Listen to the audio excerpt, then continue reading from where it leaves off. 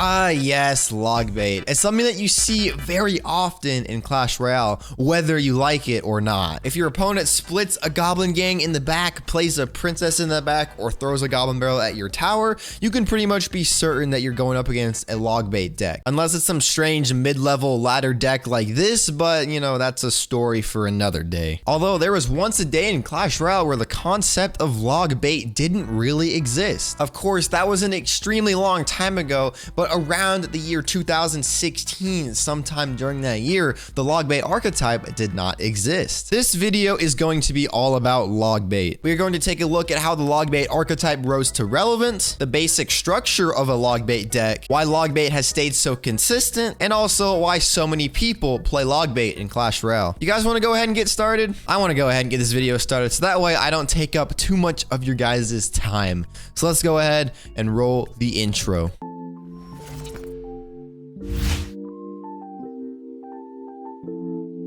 So how exactly did log bait arise? When Clash Royale launched globally on March 2nd of 2016, cards such as the Goblin Barrel and the Princess were a part of the game, but the log bait archetype didn't really start to develop until July 4th of 2016 when the log was added to Clash Royale. Makes sense, right?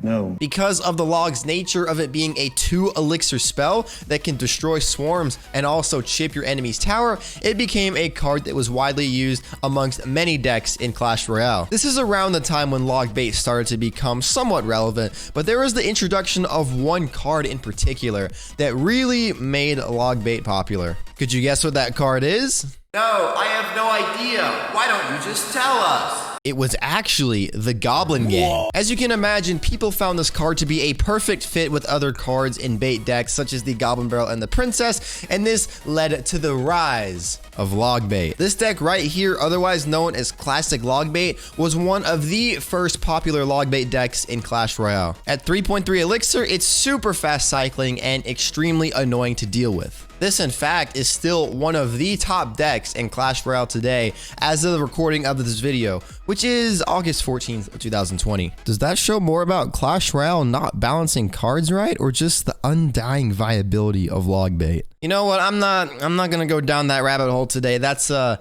discussion for another day. What do you think about that, Microwave? By the way, in case you guys didn't know, my baby dragon's name is a Microwave. Yes, like the kitchen item that you can reheat food with and cook Kraft mac and cheese with. Yes, that kind of microwave. The overall structure of a bait deck. Let's look at it. Pretty much no matter what bait deck you're looking at, there are 2 cards that you will find 95% of the time.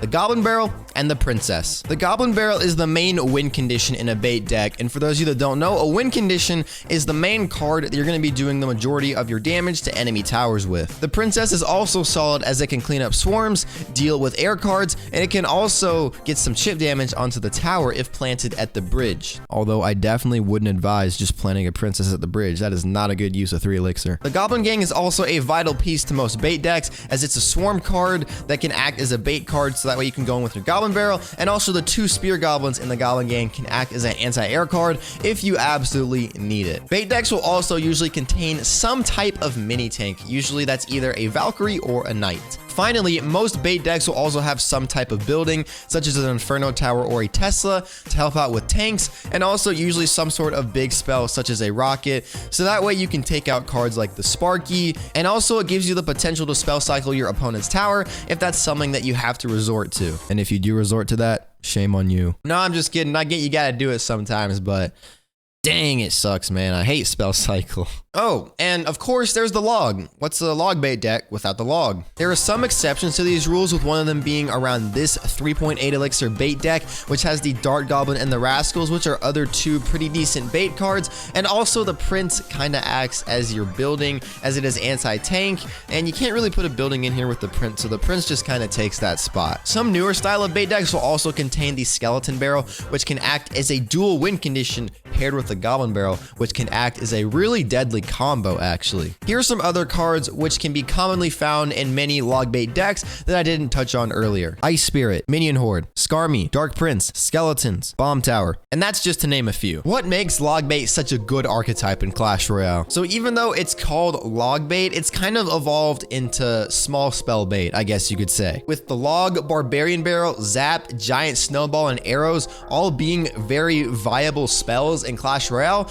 log bait has really just evolved into baiting out these spells. The way to play log bait is fairly simple. You bait out your opponent's small spells, and then you punish them for it. And since everyone usually has one or two of these very popular small spells in their deck, it is apparent why log bait is such a good archetype. The amount of cards that can be killed in a log bait deck with any of these spells is honestly ridiculous. So with this being the case, your opponent is eventually going to struggle with countering your bait cards, especially when the game evolves into double elixir and triple elixir, because they can only have so many responses for your cards, like your Goblin Barrel, Princess, Goblin Gang, so on and so forth. I would say that so many people play log bait for a couple of reasons. Number one, it's fairly free-to-play friendly, at least in comparison to other popular decks in Clash Royale. Classic log bait in particular contains 3 commons, 2 rares, 1 epic, and 2 legendaries. Apart from the 2 legendaries, this deck isn't too terrible to upgrade. Number 2, spells will always be a part of Clash Royale. With this being the case, especially for small spells, it makes sense that bait decks will always be popular. Number 3,